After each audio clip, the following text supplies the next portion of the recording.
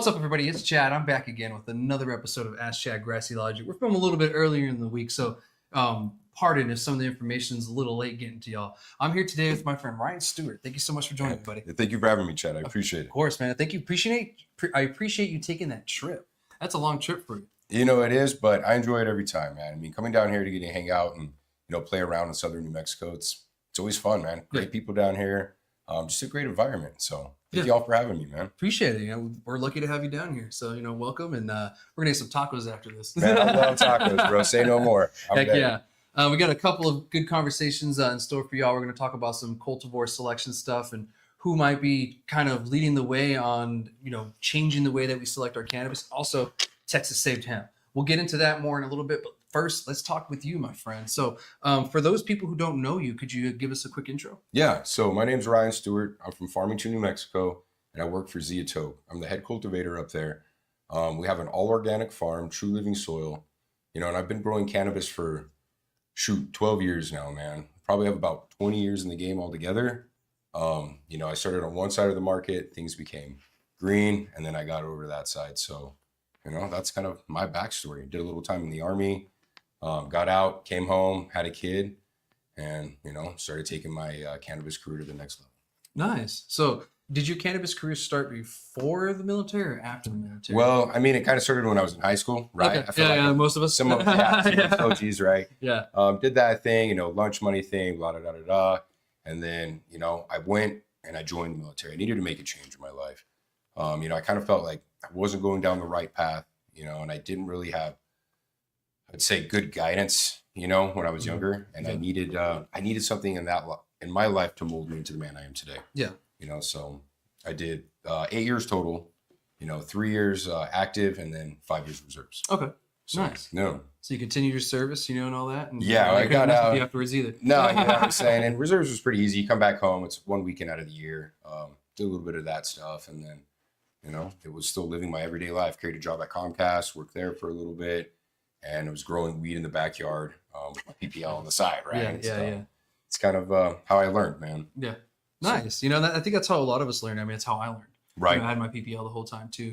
I got in the program in 2013, and I got out of the Army around like 2011, 2012.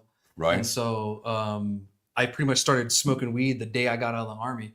I signed out on leave, and I flipped everybody off, and I said, "Fuck you guys!" I got my DD-214. Right. I didn't know you were a veteran either, man. Yeah. I was in the Army. Yeah. Okay. I was Army.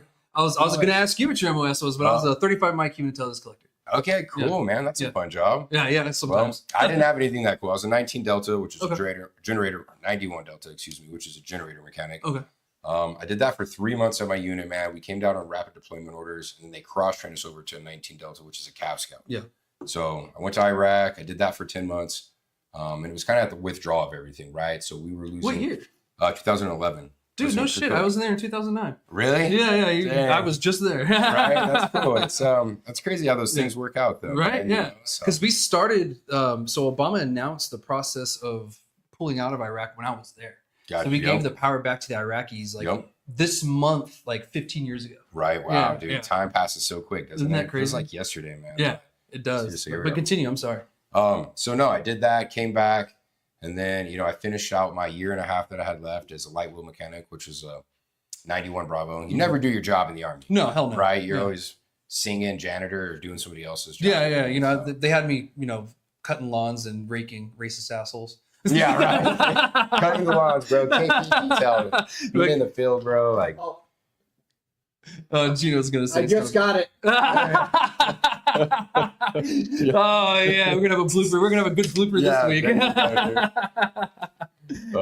Gold, but once again, it was awesome. It was something that shaped you, and I'm sure you feel the same way, right? Yeah. It puts you in different experiences and situations that you have to look at differently, and it kind of makes you grow up a little bit quicker, man. Yeah, it does. So, I looked at the world and my own country totally different when I came back. Oh, yeah. I've never hugged a tree before. I hugged a fucking palm tree. Yeah. I've never. I missed you. I was like, oh my God, I'm so excited. Get down, kiss the ground, American soil. God, yeah. It's not powdered dirt everywhere. Dude, straight up. The air doesn't smell like sulfur all the time. It's like that rotten egg smell that it's gross. And then when you're by the wells being burnt and stuff, that's not great either. No, horrible, bro. Because then you're breathing all that stuff in, right? Yeah. And it's it's bad for your lungs, bad for your body. So Yeah, and there's a reason why they have the burn pit registry too. You know, I don't know if you yeah, signed up for pack that. tag. Yeah. Yep, I'm on it, man. Yeah, me too. It makes me feel like you're gonna die when you're signing up for it. I You're know, like, like, oh God, I gotta do it though. What did I enlist into? You know? Yeah, I was like, what have I done? It's good stuff. Yeah, So. but thank you for your service, bro. Well, hey, thank you for your service. You paved the way, bro. I mean, you were in before I, so, you know, thank you for us younger soldiers that came along, and, you know, we appreciate you guys too, man. So, everything. Oh yeah, well, we appreciate you guys shutting it down. You know, Dude, that was crazy. It was, bro. It was a crazy time. You know, never want to go back type of thing, but you know, hope you know those people are doing okay. Because when we left, it was, you know, we handed it over to them, and it became a shit show, bro. You know, they literally destroyed everything we gave them and stuff, and I'm just like, dang, those were such nice facilities. They were, and what's crazy is the base I was on. I was at Cobb Spiker. Okay. There was it turned into a training base for the Iraqi forces. There was unfortunately a massacre that happened on that base. I think after you left in 2012. Really? Wow. Yeah, and I was like, I looked at it and I was like, man, this looks familiar. And I saw this like mural of Saddam they had, and of course we drew dicks all over it. Yeah, yeah, there's a bunch of dicks all over it. Yeah, a bunch of graffiti and dicks and stuff. But yeah, I saw that and I was like, oh shit, that's Cobb Spiker. And I was like, oh no, damn. Brother, no, that sucks. Did you see like the videos on YouTube, or where did they pull up for you? So it was on the news that it happened and everything. So like I didn't see the actual, you know, footage. I just, you know, read the article and everything, and I knew exactly what it was. You know, I was just like, ooh, you know. So it's unfortunate, and you know, with the local news lately, you know, unfortunately we might be going back to that. So hopefully, you know, we don't, you know, because you and I know that last thing we want is war and sending more of our troops over there. War is ugly, man. Yeah, it is. War is hell. It is. But let's get back to the conversation and you and everything, you know. So you did 2 jobs, and that's funny. You did the 19 Delta and you did the 90. So they just flipped your numbers around, really. I know that. I always thought that was the weirdest thing, bro. It was just a switch on the numbers, but still carried the same, you know, Delta, bro. So it's kind of like it was meant to be, almost, you know, in a weird way. Yeah, it is. And like, you know, I was an interrogator, human intelligence collector, but they had me doing analytical work too. So it's just like, what the hell? I wasn't trained to doing any of this, you know, like at all. You know, so I was like, all right, eventually you figure it out. You just execute, right? You do what they tell you to do, and you make it happen, man. Yeah, the best you can. And, you know, like can't take no. You know, it's like you do not say no. You just figure it out. You stay flexible, right? Yeah. Semper Gumby. There you go, man. I live by that. Yeah, guys. So it's a common term. I put it on my socials all the time, like Semper Gumby, guys. Because there you go. You know, even in cannabis, you got to be Semper Gumby. Oh yeah. You know, like you have to be very flexible because things are always changing. You know, like with this Texas thing. You know, that's huge, and it's a big change. Well, not a change, but it's a big save, and all that. We'll get on that conversation later on. But yeah, let's get back onto the, you know, to your conversation. Let's talk about the cannabis. So after you got out the military, you know, what really drew you into the cannabis industry? So what drew me more into the cannabis industry was they had me on a bunch of prescription drugs, right? For PTSD, insomnia, you know, like Ambien, stuff like that. And I really wasn't okay with taking these synthetic drugs. Why? Because they would make me reclusive. I didn't like to leave my house. I like to just stay in my own spot, my quiet little area, right? And it kind of made me a zombie, man. So I wanted to get off those drugs and find something that was more holistic, herbal wise. And, you know, I've used cannabis in the past, you know, and I've always had great results with it. And it's something that is a lifestyle and a passion for me. So I got off all that crap, dude, and I started growing cannabis. Nice. Right. So I started buying it from a source. The source wasn't very good. So then, you know, I traveled up to Colorado because I'm only 45 minutes away, right? Yeah. A lot of cannabis action was going on there at that time. Yeah. So I ended up buying from a friend up there. Coming back, and then, you know, that's kind of how it all started from there. Built this great relationship with him. He taught me how to grow, kind of pulled me under his wing and showed me what he was doing, you know. And then I jumped on the forums online, right? THC Farmer. I know that one. I think the other one was like Icy Mag or something like that. And you know, Subcool was real heavy on there. So Subcool has been, shout out Subcool, rest in peace. RIP, man. You know, he was a big foundation for me. And especially moving into the organic cannabis side of things, right? His super soil recipe back in the day. I mean, it's famous. Everybody knows Subcool's super soil. So I got into that, and then I bought my first book, which was TLO, True Living Organics by the Rev. You know, and those were my Bibles, man. I studied those things. You know, I did what the Rev was doing with compost teas, and then I kind of figured out what worked, what didn't work, what I could use a little bit more of for amendments, what I could use a little bit less of. I kind of just honed in and started making my own compost teas that way, man. Nice. And you have to do that to your own environments too. You know, like I've talked about this in the past couple of weeks, is I'm realizing that people from other states don't realize that different climates exist. Oh yeah. And, you have to change up what you're doing to satisfy those requirements in those environments. Like you can't grow in New Mexico the same way that you grow in California. Oh, hell no. It just doesn't fucking work. Like and one's vice versa. way drier, one has way more humidity. Yeah. Temperatures even play a huge factor into it, man. So yeah. I mean, yeah, exactly. The VPD and all that too as well, and the different pressures. Even when I lived in Hawaii, trying to grow chili, just simple chili, like a Thai pepper. Yeah. It's totally different than growing it here in New Mexico. For sure, right? Because that plant can last you years in Hawaii because it never gets cold. So it never goes through that cycle. It's just continuously living. Yeah. That's so cool, man. It is, yeah. But eventually you do have to kill it, because it'll deplete. For sure. Eventually. But, that was interesting. I was like, oh man, these don't die. I was like, I wonder how long this chili's been here. Because when I moved in, it was there and I just revived it. Yeah. Yeah. So, that's one thing that I'm realizing is that people don't understand how different it is. Because being in Farmington, I mean, your climate's different than down Way here. different, bro. So like once again, we're 45 minutes away from Colorado. So we get a lot cooler temperatures up there. Yeah. Quicker too. And quicker, dude. Exactly. But, so we run our outdoor until about the 1st of November. Is right when we can get there. Maybe that third week, kind of just depends once again on the weather. If we're getting a bunch of rain, if we're getting, that humidity, then we got to obviously take them down early, or we got to tarp them, right? Yeah. To keep the rain and stuff off them, especially when the buds are big and heavy. So yeah, you do have to kind of play to what Mother Nature gives you outdoors. And, in the greenhouse, it funnels in there too, when things are nice and cold and, the winter time, we have to close up some of our duckings and stuff like that. So we're not drawing too much cold air in, and it kind of balances out with the heaters, but we still have our passive air movement through there. And it's keeping everything nice and fresh, dude, and exchanging everything that we need to in the air. Nice. Yeah. So, there's ways around it, you have to, you're using your environment to your advantage. That's it, bro. Yeah. And that's what you have to do. Yep. And then that's the only thing you can really do, especially outdoor, because you're just at the mercy of, Mother Nature at that point. Yep. Whatever she throws at you just got to react. Yeah. You're like, please let it be a good year. Not a lot of bugs, stuff like that, bro. No hail. Please no hail. And luckily enough, the hail isn't bad up there, so we're not getting pelted all the time with hail, but it does happen every now and then too. I mean, last summer we got floods around July. It was hailing and flooding out real bad up there. And, one of my neighbors lost a cow, dude, lost all of his chickens, and it was crazy for a little bit, man. And that's money. that translates into money for people. Big time. And food and money and time and, all that stuff. So, that's unfortunate that happened. But, that's cool that you're figuring it out how to get it done over there. You got to. Can't take no, right? Yeah. Can't take no as an answer, man. You just got to keep driving on. So. Yeah. And so is this, so where you at right now? So we're in Farmington, New Mexico. The company I work for is Zeatote. That's what I meant. Sorry. No, you're good. We got 2 dispensaries up there in Farmington. And then we got a grow as well. So we got our light depth greenhouse, that runs year round. And then we got an outdoor that sits in the back. And we're actually on another farm. So we moved into a farm called Flying H Cannabis. So I helped them with their outdoor. I got them set up. And then, we set up our outdoor. And then they had a greenhouse that we're leasing out from them and using their greenhouse to grow in. So it's kind of like a partnership, right? One hand washes the other.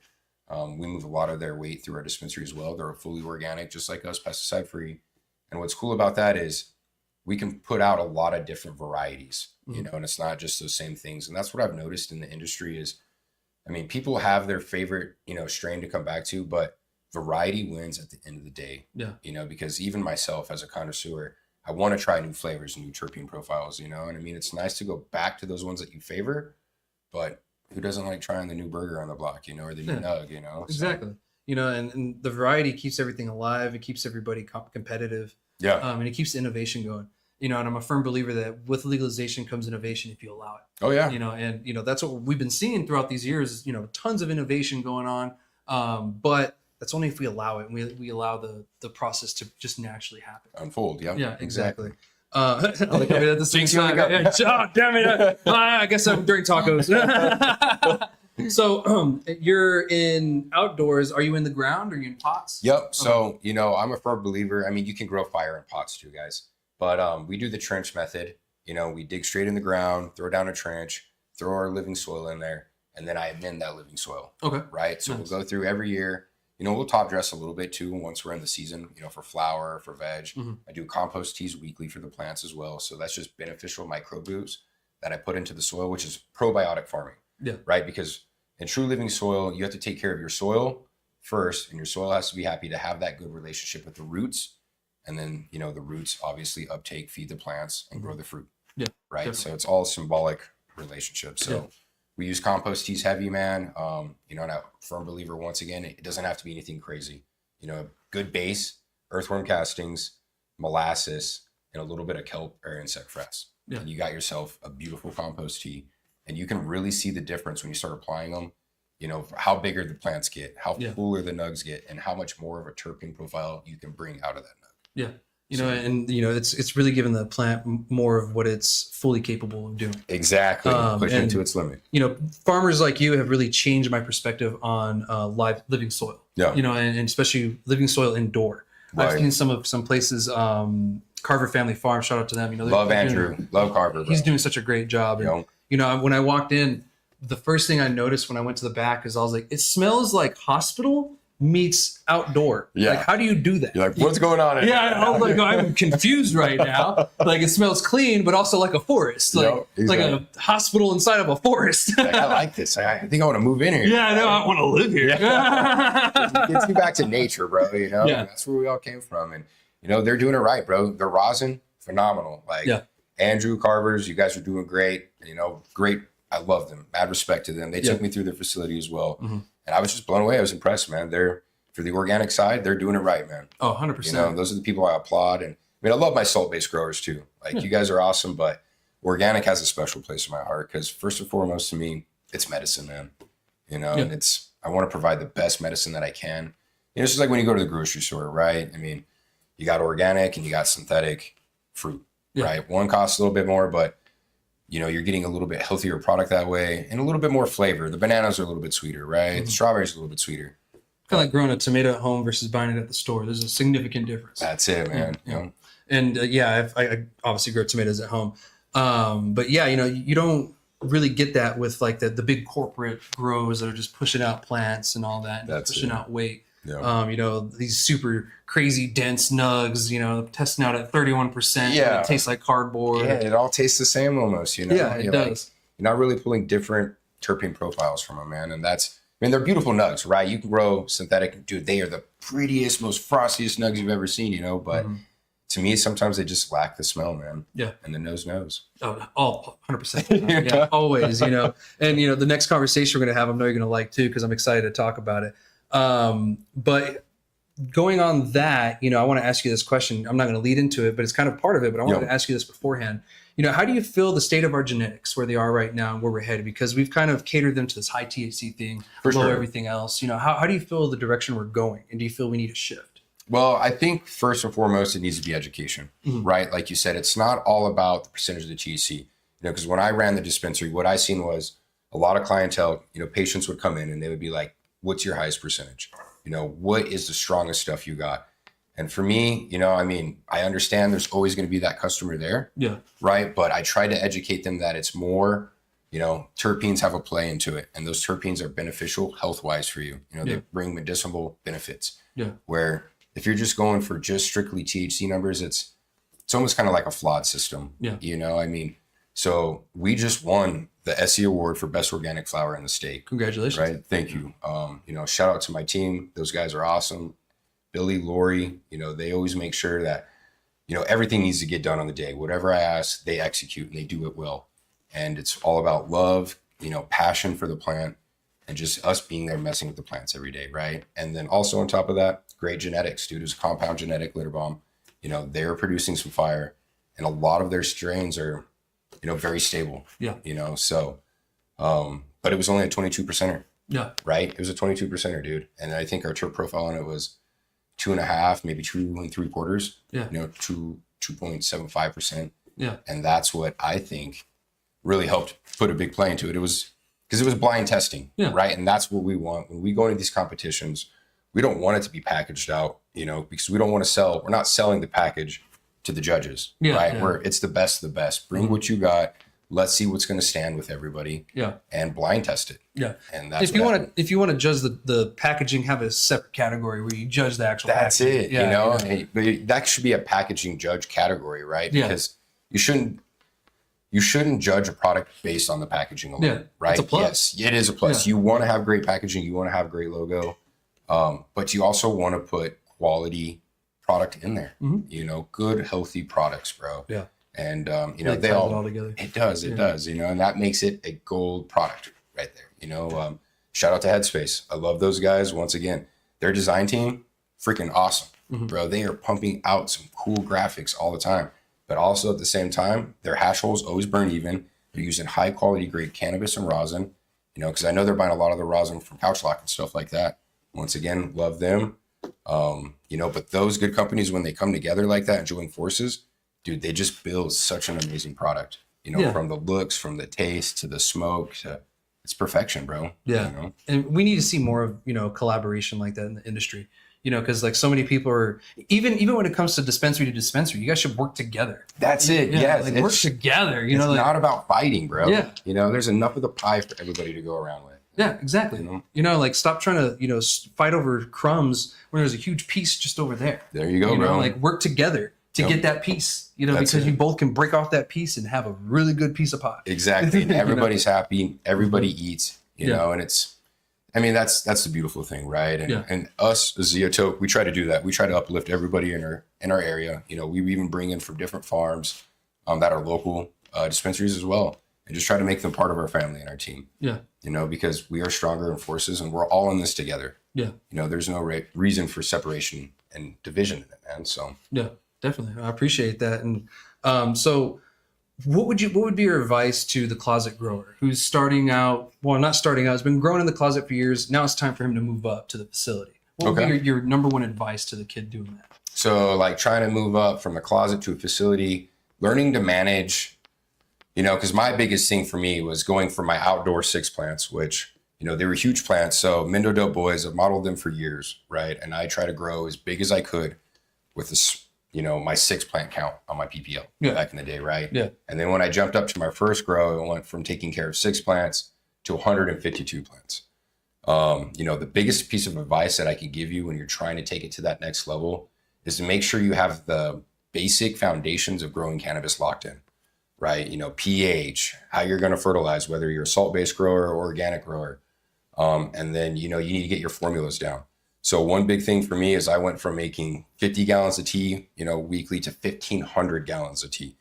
And the way that I did that is I literally sat down, I wrote out recipes and everything like that. And same for amendments as well. When I had to come re-amend these rows that were 100 foot long, you know, 3 foot wide. You know, I broke everything down mathematically, had my formulas, and then that way I knew I was on point with what I needed to provide for tea or fertilizers like that. Because in the organic game, if you go too heavy, you could always have a risk of cooking your plants, right? Especially if you're not letting your amendments break down and cook, you know? So that was something that, you know, you want to be prepared on. And then once you have the basics, you know, de-leafing, scrogging, or however you're going to set your plant up for grow and support, you know, just multiply that, man, and have a good solid formula for the plant. Yeah. And it comes through experience and time too. That's it, bro. Yeah. You know, experience is the biggest thing that you got to get behind your belt, you know? So jumping in, you know, and taking just a de-leafing job, learning how to de-leaf on a large scale level, you know, and then you pick up that skill and then you can apply it. And then, you know, the grower will show you, all right, well, we're brewing 500 gallons of tea today. This is how we're going to do it. This is the formula. This is why we're using these amendments we're using, you know? So like for a perfect example, when I'm doing a compost tea in veg, I use a fish powder, where when I'm in flour, I don't use that fish powder anymore. I moved to a seabird guano, you know, and then I moved to more of a molasses because my fish powder helps feed my microbes, you know? So then when I take away that food source, you know, and the fish powder is also high in nitrogen, so your plants benefit from that as well.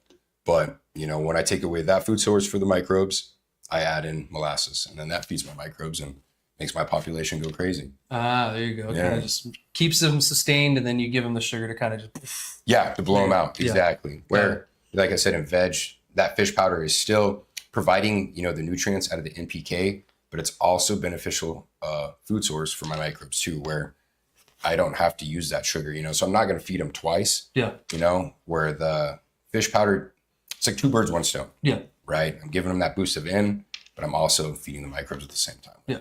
And to let you guys know, those who may be new to the show or something like that, we talk about growing a lot here on this channel because, you know, I've been growing for years. NPK stands for nitrogen, phosphorus, and potassium.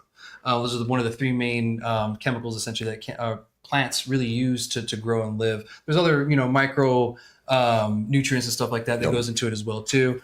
But those are the main three that people will talk about, just in case you guys were kind of confused at what NPK means. And to be honest, you see it on nutrient bags all the time, or even garden bags when you go there. There'll be the 3 numbers on there, and that's telling you the NPK amounts on the bag or on the nutrients. So a little tidbit for y'all. There you go. No, that's it. Education right there, bro. Because I'm sure there's a lot of new growers that still don't know what that is, right? So, study your first, feeds from fertilizers and then like potash and stuff like that from secondary sources. And, those are things that the basics, the formulas that you got to grasp and really get a hold of, because organic is definitely different from synthetics, salt base. So 100%. Like you, usually when you're in the salt base, usually like in a hydroponic kind of setting. So you have a little leeway if you mess up, rinse it out, whatever, or kind of flush out the system, start over. But when you're in that, it's kind of like, oh, I can't go and just grab that chunk of shit I just mixed in with everything, like now I got to kind of live with what I just did. That's it. And that's the hardest part of it. So like I applaud you guys because I've seen what it takes, and you have to really, really know plants. Oh, you do. A cannabis plant to grow that, because it's not you. Because when you're using salts, you're just giving the plant these set nutrients that you hope it needs, and that's going to take up when it needs. Force feeding it. Yeah, you're force feeding it. Mm-hmm. But when it comes to the organic side and the living soil side, you're looking at the plant. Oh, it needs this, so I'm going to give it this. Exactly. You're more a doctor. You got to be able to read that plant, and that's what I try to install in my cultivators at work is, we set these plants up, we know what they're going to do, but if one starts looking sad, if one starts looking deficient, and there's certain signs, like purpling of the stem, or maybe a leaf is drooping or starting to twist, and it's like, all right, you're the doctor. Now read this plant. What does this plant need? What do you think? Yeah. And then we start troubleshooting from there and then kind of figuring that out and getting them back on track, man. Yeah. So. And it's crazy. After a while, you can see just the smallest change, and you're like, "What the fuck happened?" Oh yeah, what's going on here? You're right on it, because those things they become your children, bro. Like you're there every day with them, and you're, and at least every day our plants are getting touched and messed with, right, in our soil. So, for us, it's craft cannabis. Yeah. We're not on a super large scale. We're not a super big corporation. We're just a craft cannabis farm, man, trying to produce the quality. And craft cannabis is really going to be leading the way for the industry nationwide. Oh yeah. And it's already kind of there in the states that have it. Right. Like us here in New Mexico. Yeah. Very privileged. And we realized that we needed that early on when we were pushing for legalization, because we saw the mistakes and everything that we did wrong with the medical side. Oh yeah. We went super corporate, super limited. Yeah. Super low plant count. Dude, and actually, I'm one of the ones that convinced them to go to a mature plant count. I I called them one day. Now I fucked up. Now here's a lesson for you guys. I've told the story before, but here's a lesson for you guys. I called the DOH, and at the time they were the ones controlling the cannabis program. Okay. Called the DOH, and I told them, hey, why don't you guys, instead of using this whole straight plant count, I think at the time it was 450 plants. Yeah. And that was seedling, didn't matter, it was what counted. It was. Yep. I said, why don't you guys go to a mature, immature plant count? Like, what do you mean? I said, you guys are only worried about the end product, right? They're like, yeah. I was like, when it's flower. Like, yeah. I was like, so why don't you allow the farmers to grow unlimited immature plants? There you go. And then the 450 or whatever number you guys set, that will be the number that counts, because no one gives a shit about the veg. Yeah, you can't get high off the veg, right? Exactly. Now there's people that argue, of course, there's medicinal benefits. I'm like, that's not the argument I'm making. Yeah. Yeah. The argument I'm making is they're worried about the psychoactive part. Yep. And the psychoactive part doesn't happen until flower. Exactly. Yeah. And so I told them, go to that. It's going to give us more variety. It's going to give the growers a chance to explore more genetics. Yeah. And we're going to be able to share genetics. And also, when something happens, you have a backup. And when you have a limited immature, doesn't matter what happens. Like, no one gives a shit about the immature. And to be honest, you can have a lot of immature in a very small place. Oh yeah, definitely. Like, it doesn't take a lot to have immature plants, space-wise, and if you have a tissue culture facility, I mean, oh God. Dude, I know you're going to need You're the library of cannabis plants.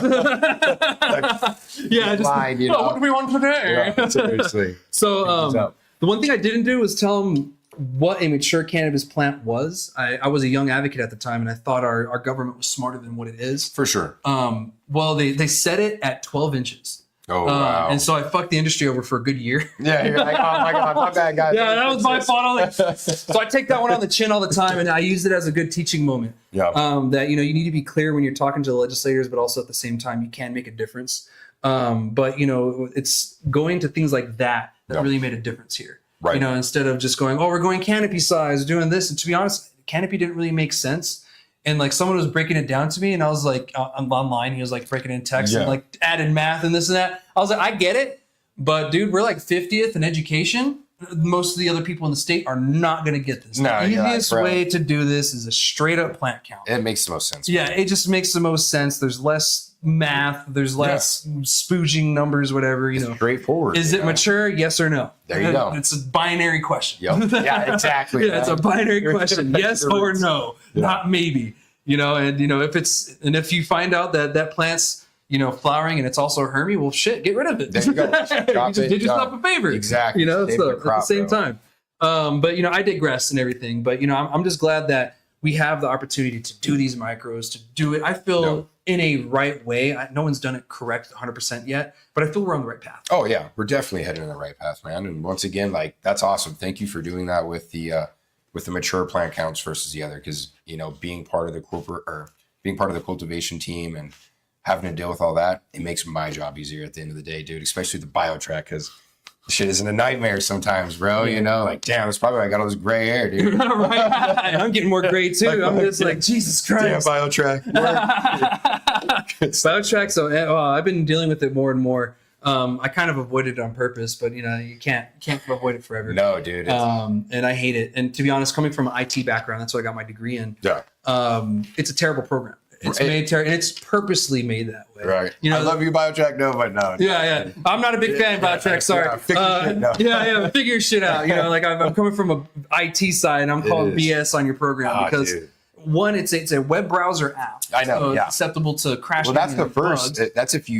That's the free version, right? Yeah. And then if you pay, you get the actual. Yeah, and then you get more advanced settings. Yeah. Like more streamlined settings, which tells me that this is done on purpose. It is. Yeah. It is. Bro. Yeah. And I'm like, that's bullshit. You can't call and get help. So the one tip that I can give people is if you are on the free, web browser app for BioTrack, I've had problems with them. And the one way that I've got around it is I go into their website and you can chat through a live agent and they'll help you. Oh. So pro tip, they may see this and change their stuff now, but it's helped me so many times. And I use the free one as well. And it's kind of like a little loophole in the system, man. Yeah, we got to use those sometimes. You got because, to, everyone tries to nickel and dime the cannabis industry. But they don't realize how much other taxes we have to pay. That's it. They think we're all making buku bucks off of it, man. But really, it's, become a struggle out there, especially the market price. Yeah. All these other places coming online, everybody trying to undercut everybody, and it really brings that market value down. Yeah. And it makes it hard to sell a actual real good product. It because does. They're expecting the price they got for the very, very terrible product. Exactly. You're like, I picked this pound up for $500, and you're like, bro, there's a lot more than $500 that went into making this pound. It's way worth more than that. So. Yeah, exactly. That $500 pound, it was pretty much set and forget. You crack the bags, and once again, that's where the terps come into play. Man. It's like you let people smell that product, and they put their face in there, and they're like, damn, like I want this. All right, we'll talk price, and then, that helps a lot, bro. So, well, speaking of, let's get on to the next conversation because I want to talk more about that and expand on it, and that's what this conversation has. But before we do, I want to ask you, how has cannabis allowed you to continue your service, especially to the veterans? So, that's a good question, man.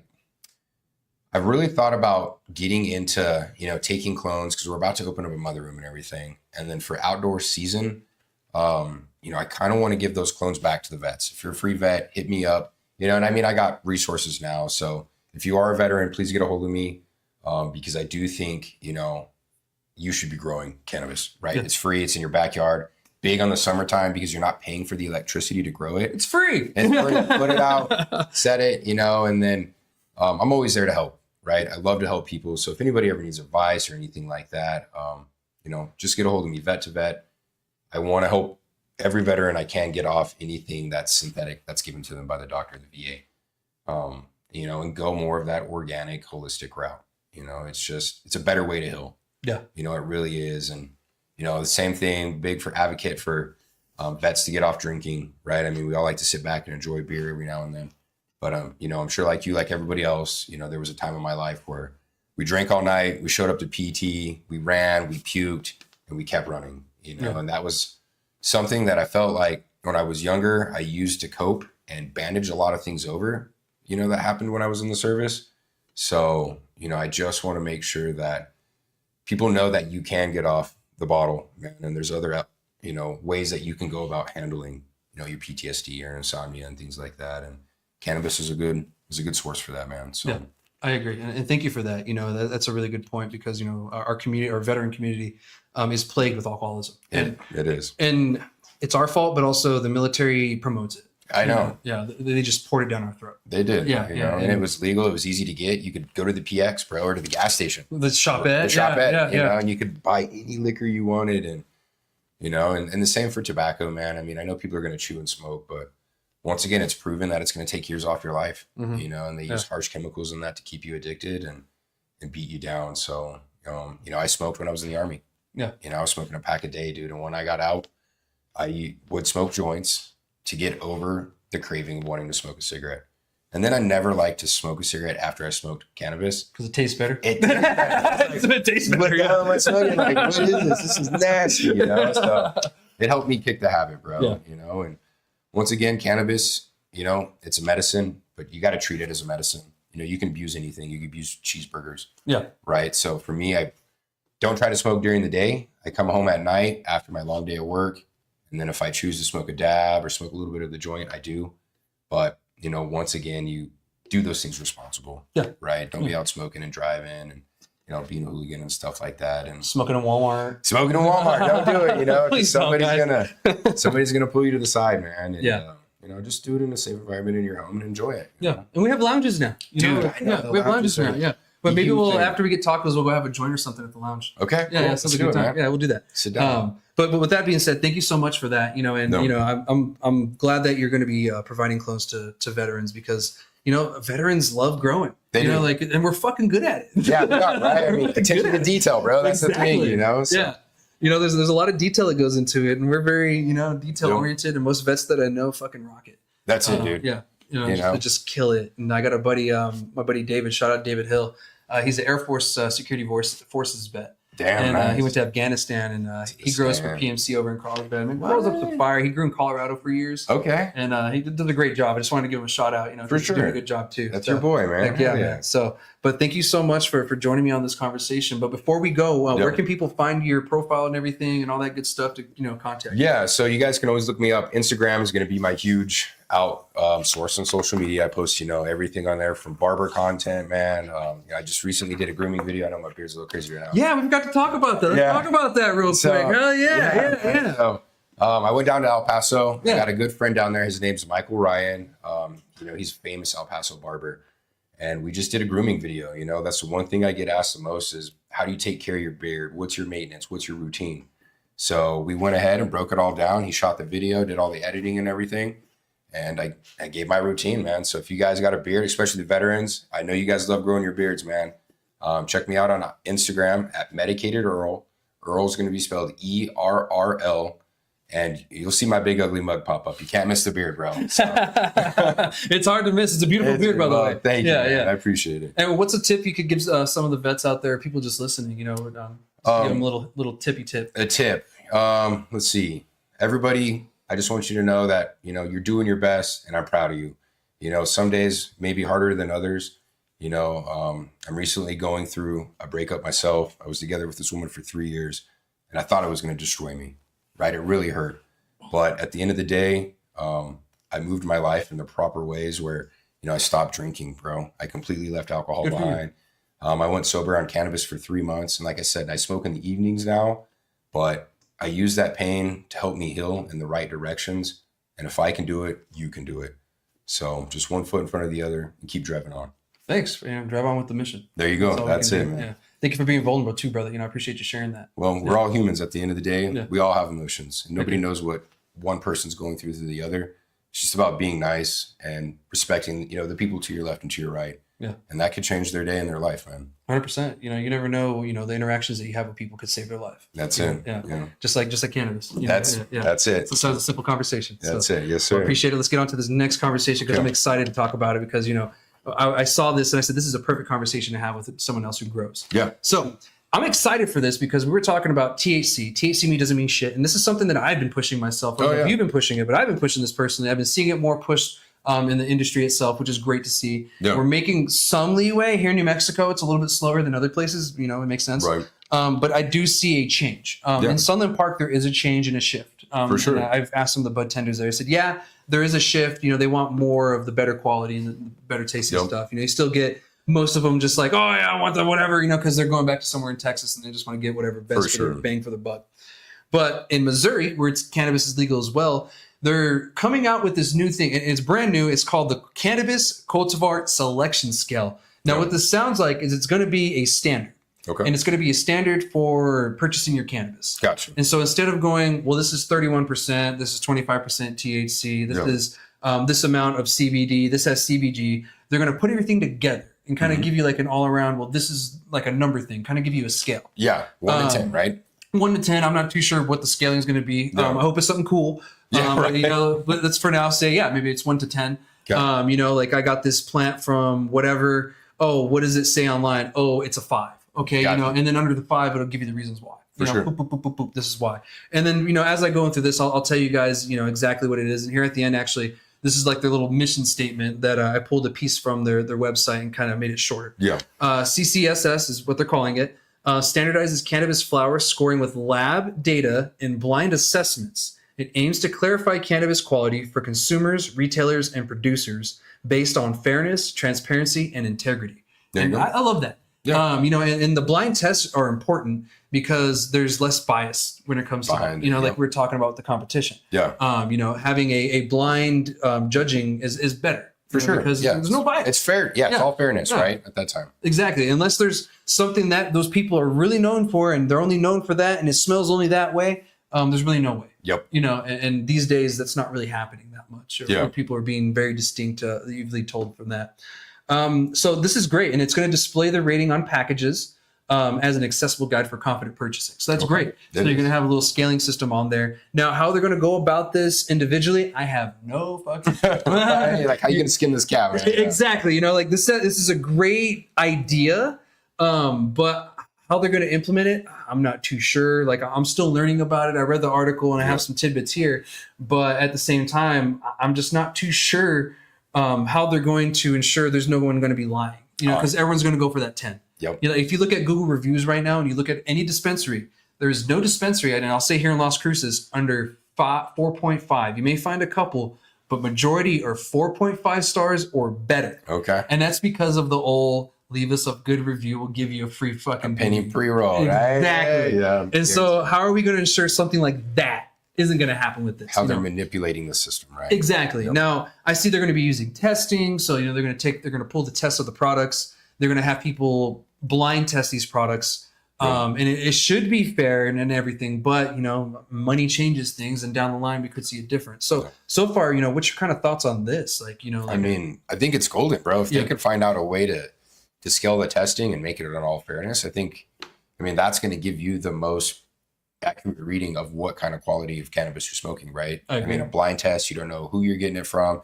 As long as the tests come back clean, right? Somebody needs there to prove that everything that they're getting in is nice and clean, passing tests for mold, mildew, things like that, right?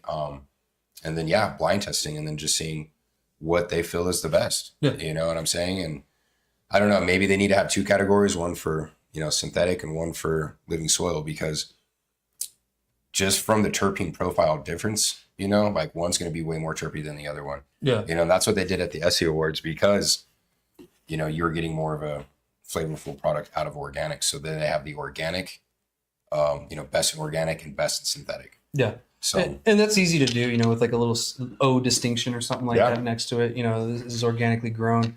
And, you know, I think just the terpene levels themselves, maybe they'll have a category within that. So if it reaches a certain threshold, maybe it'll get the O or something, because it only happens with this. You know, maybe there'll be science behind it. I don't know. Who knows? You know, maybe we'll find out more from doing this, because there's so much studying and science behind it. And that's the only way we're going to find it out, is by doing it, right? Yeah. And by jumping into it. So I think it was Missouri that's doing this, right? Yeah, Missouri. It's a place in Missouri, so I think it'll spread eventually. I think they're further ahead of the game, bro. I love it. You know, I really think that's where cannabis should be going into, is, you know, trying that quality under a blind test, because that's when, you know, like, The nose knows, man. When you open a bag, you crush a nug up and you smoke it, and you can taste that weed all the way through it, and you're like, wow, that really spoke to me. Yeah. Or just even the terpene profiles, how they made you feel, or it being an indica, a sativa, or a hybrid 50-50. So I really think it's a great idea. I do too, and I was hoping for something like this to come out. Yeah. For a while there, some of us were pushing like a total cannabinoid kind of thing, combination number to go off of, but that kind of got a little confusing, and like it dances around too much. It does. But something like this seems a little bit more scalable. Yep. On all scales, and so you're not just going off of that one individual test. You're going off that test, which gives you one set.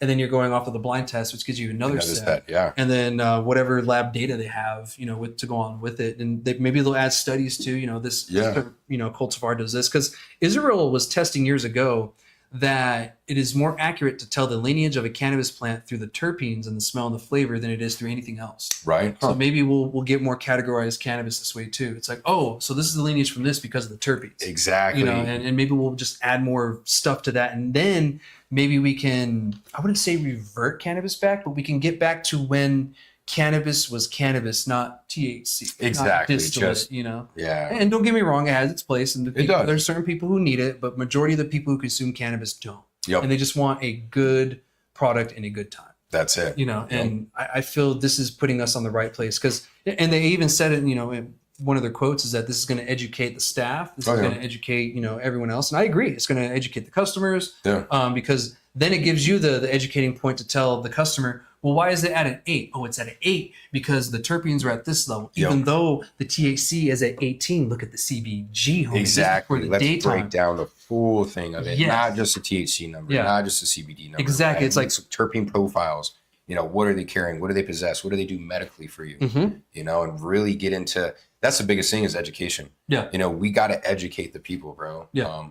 And that's once we educate them, it makes them sharper. It makes our med tender sharper. So that way, when somebody does come in with a disability, i.e. being multiple sclerosis or anything like that, and they need, so like when people came in with like real bad pain and stuff like that, like, oh, my back or my shoulder was hurting, I would put them on majority of the time, like a 1 to 5% THC and a 20% CBD. And I've seen a lot, that was helping people a lot with their pain. Yeah. And also not getting them so high to where they couldn't function and do what they needed to through the day, but they could still get some of that pain management and go away. Yeah. Same with the salves. The salves are golden for that, bro. I love salves. You get tennis elbow, bro, and your elbow is hurting you, and you throw some salve on it, and you notice the pain goes away. And it's beautiful because it's not getting you high at the same time. Yeah. Right? So you get that pain relief, but you can still go out and tackle what you need to through the day without getting dogged down and tired, man. Yeah, and there's a reason why our ancestors used it for so long in the ways that they did. Yes, sir. We're just finding out more efficient ways to get there. Yep. But sometimes we need to look at what they did to get better ideas. Yep. Look at the past to like mold the future. Yeah. You know what I mean? Like to make sure we don't make those same mistakes too. That's there for a reason. They made those mistakes already. We don't have to. We don't have to repeat them. Exactly. We just learn, and that's it, dude. History repeats itself, and we learn from history, so that's why we keep it around. Yeah.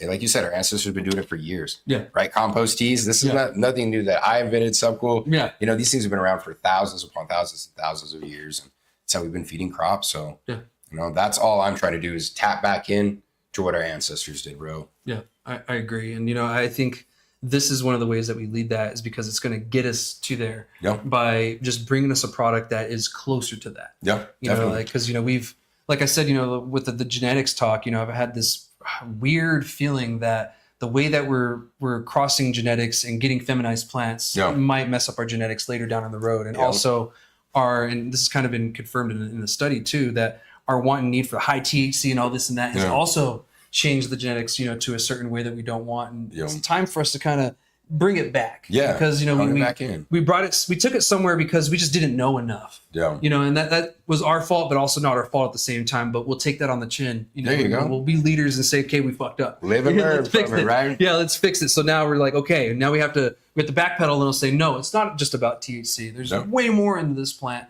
And this is just a great way to do it. So again, it's called the Cannabis Cultivar Selection Scale. So look out for that. It's probably going to be popping out. It's going to start in Missouri, and you'll probably see it in other markets if this is successful. Gotcha. And it's just a scale. So, this is something that another state can just pick up because all you're doing is using testing results blind tests. So Yeah. what bud tender or people who get a dispensary don't test the samples they get, right? So all you got to do is talk to those people. What would you think about this one? Oh, it was this and Exactly. this and this. I felt this. Well, would you feel this and this and this? I felt this. Because what I taste, sometimes you're not going to taste. And not everybody's the same. You know, you and me are different. You know, Exactly. I mean, we're the same, but once again, we don't have the same taste palettes, things like that. Medicine doesn't affect us in the same ways. Yeah. Where it might work for me, it might not work for you. Yeah. You know, so that's the one thing is when I was the manager of the dispo, I would make sure that we could test as many products as we could. Yeah. Because when we're going out and putting those out to the patients and that information to the patients, I wanted my med tenders to be educated on it. So whatever they were putting out, you know, they had their own personal experience and they can make recommendations that way. You know, and if those, like I said, no two people are the same. So if those recommendations didn't work, then we would just adjust to him. Yeah. And, you know, we'd be like, well, this worked for so-and-so this way, you know, and we would try it there. Yeah. And then the more data we get, the more accurate we can get with it too. That's you know, it, man. Like, and, Knowledge is power. Exactly. You know, and the more we know, the better. We're learning so much more about this cannabis plant every day. We are. You know, and it's a gorgeous thing. I love learning. And I hope you guys too, because obviously you're still watching. Tuned in. Hey, learning's everything. And that's the thing is, don't ever stop yourself on education. Life's going to keep teaching you. Yeah. You know, I'm 36 years old. I've been growing for 12 years and I still learn something new every time on a grow.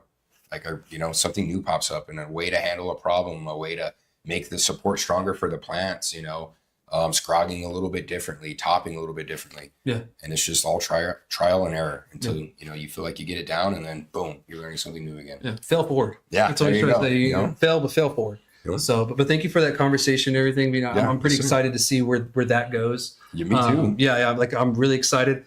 And so hopefully we'll see more about it, but you know, that gives me ideas on how I could play with it for here in New Mexico for now. Yeah. To try to maybe figure something out, maybe talk to some people and see what ideas people have on it, because I think that's just such a great idea. I think it is too, man. And I hope they can perfect it. Yeah. And it's something that we can imply because blind testing, once again, is, you know, I really think in all due fairness, there's no bias behind it. Yeah. Right. And that's what we want. We don't want anything to be biased. We want actual numbers and facts, bro. Yeah. You know, so I think it'll be good. Not just, you know, believe me, bros. Yeah. Not just percentages. Show me your highest percentage. That's all I want. Right. Yeah. You got to break away from that scale, man. Yeah, we do. And it's a slow process. We're going to have to rip the Band-Aid, but it's coming. It's coming. I think this will be one of the things. But thank you for that. And we'll continue on to the last conversation we have today. Yep. Now, this is actually big news nationally and just in the industry right now. This just happened not even 24 hours ago, maybe 17, 15 hours ago.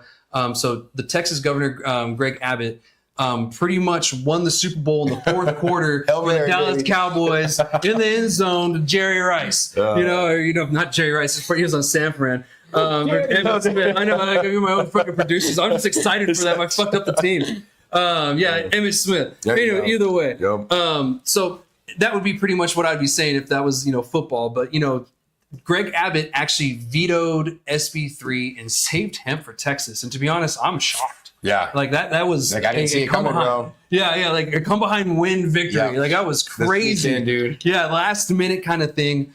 He did this yesterday. I think he only had a few hours left or, just a short time before he vetoed it. And I think he really sat on it. I think he really debated all the options. And I think what really helped was the fucking Texas advocates were just ruthless. Were they? In a very professional way, in the best way that you can do it. Right. They protested. They sent letters. They called the governor's office every day. They sent thousands of literal letters. They literally took boxes of letters to the governor's office and Texas don't play around, bro. No, they were Texas not off, bro. playing You're around. in trouble. Yeah. And then once the veterans in Texas got involved, I was like, y'all done fucked up. Y'all done now, bro. Once the Texas VFW, like the VFW of Texas, I was like, y'all pissed off the VFW? Yeah, like, you're in trouble. You don't piss off the VFW. And they're run by our generation of veterans. Yep. So like they're young and ready to fight. Oh yeah, and they love cannabis, right? Yeah. I mean, it's a clear image to them that they've seen that it does help people out, bro. Where it's crazy because my grandfather, right before he passed away, was he grew up in that whole time of cannabis was bad, it made you stupid, blah blah blah. But he came around there at the end, man, and was really for it. So. It's great that we have our younger generation in there, but it's great that the older generation is seeing the benefits from it too, man. Yeah, so. I'm glad too, because the older generation is one of the largest number of consumers in the nation, world, whatever, when it comes to cannabis. Yeah. And it just makes sense. It does, man. Well, getting old sucks. It does, bro. It hurts, right? That shit. Yeah, I'm feeling that. But yeah, congratulations to Texas and the advocates out there. Shout out to y'all. Y'all just did a fantastic, phenomenal job. I was out there in March and I got to meet a lot of those advocates, and Awesome, man, they were just passionate. They were ready to fight. And, I learned stuff from them, and coming from a state that's been fighting, and I've been fighting, myself, since 2013 on the advocacy side, and we passed weed here. I still learned something from them. That's it. And like, I just came back humbled. There you go. Because I was like, you know what? You guys deserve this. Yeah. If you legalize it, it's going to hurt New Mexico, but that's going to happen either way. Dude, it's coming, guys. Like there's no it's way all going to be left, right in Yeah. the future. I'm 10 years, Texas is going to be there. Yeah. They're going to get tired of giving their money over to New Mexico. Yeah. And, they're going to get right on the path of regularization, and they're going to open market too. And that's actually what might happen. So on top of this, the governor also called for a special session next month in July. Oh, okay. So now they're going to tackle this issue. Instead of a banning approach, they're going to go to a regulatory approach. What everybody wanted, right? Good job, Texas. Yeah, so good job even further. You guys not only saved the hemp industry, you now got them to agree to regulate the industry like everybody just wants. Yep. Everybody just wants it regulated. Oh, yeah. Like that's all we want, damn it. And that was the middle. Yep. That was the middle ground. So I'm glad. We'll see what happens during that session, because a lot can happen. They could be very strict about it. They could be more strict than it is right now, which for sure might happen. It might tie down a little bit, but they do need to crack down on the age limit thing. Oh yeah. The age thing is one of their main arguments, and that's probably going to be the number one thing. It's probably going to go to 21, right? As it should be. Yeah. Of course, people with medical, Texas cannabis, cards, that's different. Yep. But yeah, 21 to use it, and of course, you're going to have your Delta 8, your TCAs, your HHCs, because this bill was going to ban everything but CBD and CBG. Oh, really? Yeah, it was banning everything. We don't want that. That's and it was going to go backwards. And actually, Greg Abbott, he mentioned that in his statement, in his memo. Okay. He said, this would end a $1 billion industry. This would ruin businesses. Yep. This would essentially ruin lives, and we would run into an issue. So I didn't realize he dug in this deep. So he mentioned Arkansas. So Arkansas did a full hemp ban, similar to what Texas was approaching to do. And he said that happened years ago, and they're still dealing with legal issues in the courts. It's still going, getting sued. It's pretty much just there to make everyone happy, and nothing's really being done, and there was really no way to implement it. It's a federally legal substance. Yeah. So how are we really going to do this in the first place? And he acknowledged that. And I was like, you know what? For all the shit that they say about you, you at least were very, very thoughtful on this one thing. And I think he realized that the people of Texas were just fucking pissed. Oh yeah, you can't have your people mad at you, man. Yeah. That's the biggest thing, right? And the people are educated enough to see that they want it there. Mm-hmm. And it's not a horrible thing. It's not destroying lives. It's not destroying families. It's medicine. Yeah. Right. Even if you're using it recreational, it's still we're receiving medical benefits from it, man. Yeah. So that's awesome that he did that. And he's looking out, at least listening to the people and trying to keep them happy. Yeah. Yeah. And he cited a bunch of other reasons too. You guys can, read it. It's online, public and all that good stuff. If you follow the Texas Advocate, social pages, they're posting it all. Right. I did a post yesterday of, Jurassic Park, you did it, you crazy son of a bitch, you did it. Yeah. And I was like, that's, that was my reaction to it. It's like, you did it, you crazy son of a bitch. I love that, and, I was really thinking Greg Abbott was going to sign that bill. Yeah. I really did. And so I'm glad I was wrong. Yep. Exactly. That's the moment you want to be wrong in, man. Yeah. I want to be wrong in that time. And I'm so glad I was wrong, because, it went the other way and it was a slim margin, a slim chance of that happening.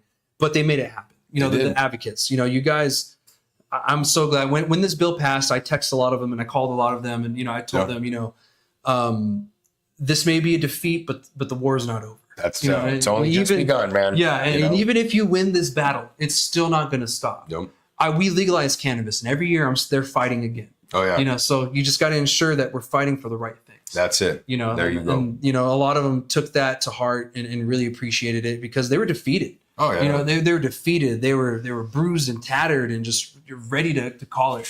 But that just spark in him was still there. That's it. You're like, it's fourth quarter. Come on. Yeah, it's like, no, you guys, you still got a chance. Yeah, keep pushing. And they did, man. Oh God. And it's like beautiful to watch. It is. And that's showing the nation how to do it. That's it. That is showing even here in New Mexico, because our industry is dead silent on a lot of issues. Yeah. And recently, and probably the past year, it's getting better. Right. But, historically, they've just been not there. Yep. And like when I go to the legislature and stuff, I tell them like, there is a reason why you guys only see me here all the time. It's because they don't trust you. I really wish they'd show up, but what do I do? Right. But this is really what's being said. We're really needed and everything. So hopefully that changes for us. And that's great for Texas because I live so close to El Paso, Texas, that this would have affected me. I go to the VA in El Paso. Gotcha. Sam's Club is down there. Yep. Actually Costco's down there. There's a Sam's Club, but Costco's down there. It's pretty much Albuquerque in the south. Gotcha. Because everything that I can do in Albuquerque, I can do in El Paso. El Paso right there, yeah. If not more. Right. And just in a different state. Bro. Yeah. It's seriously such a great area, man. Downtown. Great food. Great food. Great people. Great food. Everybody that I'm there, I know they're freaking. I had tacos, burgers that were good from a Mexican joint down there. The Korean food is amazing in El Paso. I don't know if you've had a chance to try it. The Korean barbecue. There's a small community of Koreans in El Paso. Okay. The base. And so, they have their own little community, and man, the K barbecue is just fire. Okay. So you have check to it out. try Is there a spot you recommend? I'm not too sure because I'm still trying them out. Okay, right. I haven't found my favorite. I haven't found my favorite yet, but I'm still trying them out. I always love bulgogi. That's my go-to whenever I go get Korean food. But I really want to go to the ones. I always forget the names where you have the barbecue in the middle. It's like a little hot plate thing. Oh, you never? I never tried it. No. Oh, dude, I forget the name, and always someone always has to remind me. But you go in, you sit down, and then the center is a grill. It's already warmed up and everything, cleaned off, of course. Yeah. And then you go to like a deli style. You go pick your meats, and then you cook it in the middle. What? Yeah, and then you serve yourself. Yeah, it's fire. I've never done that, bro. Yeah. Those are good. Those are always really worth it. Okay, it's on the bucket list now. Yeah. Some good sushi down in El Paso too. Okay. Well. Yeah. I mean, El Paso has a little bit of everything to offer, bro. Yeah, they do. That's what I love it. It's a fun place, dude, and good people, man. So. It is. And most of the people that work in the industry in Sunland Park are from El Paso. I noticed that, dude. I know. They're like right over there, but it's like, dude, it's literally just right there. I see it at the casino horse track right there, bro. And you can literally just see El Paso. I could throw a football to Texas. You could, from the track. Yeah, it's that close. And how the blocks are set up down there with all the dispensaries. If you guys haven't been there yet, go check it out, man, because Sunland Park is a different breed of its own for New Mexico cannabis right now. It is. It's a cool thing to see. It is, and I tell people that's the Texas market. That's not the New Mexico market. No, it's all Texas. Totally. And then I've heard people from Juarez come over and stuff, and they participate in that market as well. Yeah. So it's a big hub right there, dude. But it is, it's a cool thing to see. So if you've never been down there to Sunland Park, go check out the dispensary block, man. Yeah, and congratulations to those in El Paso as well. Less harassment on your guys' side now. I get it. You still get harassed sometimes, but less now, and you don't have to worry about it. And if you are a hemp consumer, congratulations too, because I do know that people do get relief from Delta 8 and all those other stuff. Dude, definitely. It's not for me, but if it's for you, then by all means. Yeah. Please. Use it. But if it helps, especially the veterans. Yeah, definitely. So I hope something good comes from this. But one thing I do want to mention is keep in mind, like I said, they're going into session next month. Anything can happen. And when I say anything, that even means legalization. Before I recorded this episode, I saw a post from Lieutenant Dan. You don't have any legs. You got no brains. So Lieutenant Dan, he's the Lieutenant Governor of Texas. He was kind of indicating that they want to legalize cannabis by vetoing this bill. Yep. Now, it was a little dramatic or whatever, and I kind of feel like he wasn't meaning it exactly, but he did say that. Right. So there's still the chance, and I was going to say this either way. It's a slim chance of them legalizing it, but it's still a chance. It's still a chance. Yeah, so keep paying attention to this. I'll keep y'all updated as much as I can. Because if Texas legalizes cannabis, there goes 50% of our sales. I know, it's changing overnight. But Texas, you guys are there, man. You guys got to keep on that ball. And that's the thing is we need everybody to legalize. Yeah. Because we need it uniformed across the map. Yeah. You don't want to be driving in one state where it's legal, going to the next state where it's not legal, and then going back to another state where it's legal. It's a mess. It's a mess. Yeah, it makes things way too crazy, especially if you're traveling and it's considered your medicine. Yeah. Right? It scares you. You're like, oh my God, am I going to get thrown in jail for going in Texas because I got a little bit of pot on me? Or am I over a limit in this state and I'm going to get fucked with, or, it's a mess. Mm-hmm. And, don't get me wrong, the 2018 Farm Bill with the hemp stuff kind of just created more confusion. Oh, for sure. But at the same time, we're dealing with what we're dealt with. That's all we can really do. We're trying to change it. We're trying to get things done. But in the meantime, we can at least deal with what we got. Here in New Mexico, we got it kind of good. We have legal cannabis. We have lounges. Dude. We have micros putting out fire cannabis. Thank you. Our neighbors to over in Texas, I try to help you guys where I can. So good luck. But don't forget that here in New Mexico, we're in a little land of enchantment. We are, man. We appreciate you, Texas. Like, Yeah. You know, and New Mexico too. You guys are doing great. There's, like you said, just a lot of fire out there. Yeah. You know? Yeah. It's, you know, Colorado, a lot of people were in our area were still going up to Colorado because that's where they figured a lot of the fire was. You know, Colorado's been ahead of the game a lot longer than we have. But now what I'm seeing is those people are staying in New Mexico and spending your money in New Mexico. And as a New Mexican, we appreciate that, you know, especially keeping it with the New Mexico companies, right? That aren't taking it out to California or Washington State or Oregon, you know. I mean, we do appreciate those companies too, but it's nice to keep that money here where we can put it back in our roads, our education systems for our children, right? And just keep building our state up because our state needs it. Yeah. You know, our state needs a lot of love. And by you guys going out and supporting those local, you know, dispensaries and grows and everything, you're keeping that money here. And I just want to say on behalf of, you know, our company that is, everybody's from New Mexico, you know, born and raised. Thank you guys for that. We appreciate it a lot. Awesome. Well, thank you for that. No, those are some nice words. And, Yes, sir. you know, I love that because, you know, it's important to support the local, you know, the stronger the locals bases here, the stronger it is when legalization comes on the federal level too, because once interstate commerce happens, Oh, I know. oh man, that's going to be another brutal thing. I don't want to think about that right Yeah, now. I know. It's just like, Like, let's go back to thinking about them tacos. let's go back to happy thoughts. With that being said, and actually, that's all I have for this week's episode. Yeah, wrapping it up now, man. But I want to say one more time, congratulations to Texas for shifting the timeline. You guys not only saved hemp for your state, you're most likely saving it for other states too, because other states are going to look at this and say, well, Texas decided to regulate it. Why are we banning it? That's it. Yep. Because I thought we learned that banning things doesn't work. That's it. Yeah. So yeah, the drug war is a failure. It still is. And we'll take this one day at a time. And There you hopefully go. one day we'll get some sensible legislation and maybe some deregulation for the cannabis industry on the regular side. So Yes, sir. I love it. thank you again so much, Senor, for joining me. Thank you for having me. I Thank appreciate you. you, Chad. I appreciate you, and thank you for your service again. And thank you for your service and paving the way, I man. appreciate it, brother. Yeah. Well, I'll see you guys next week. We'll be here again with another episode of #Grassy Logic. Make sure to like, subscribe, follow, whatever you got to do to stay in the know. All right, guys, shoots.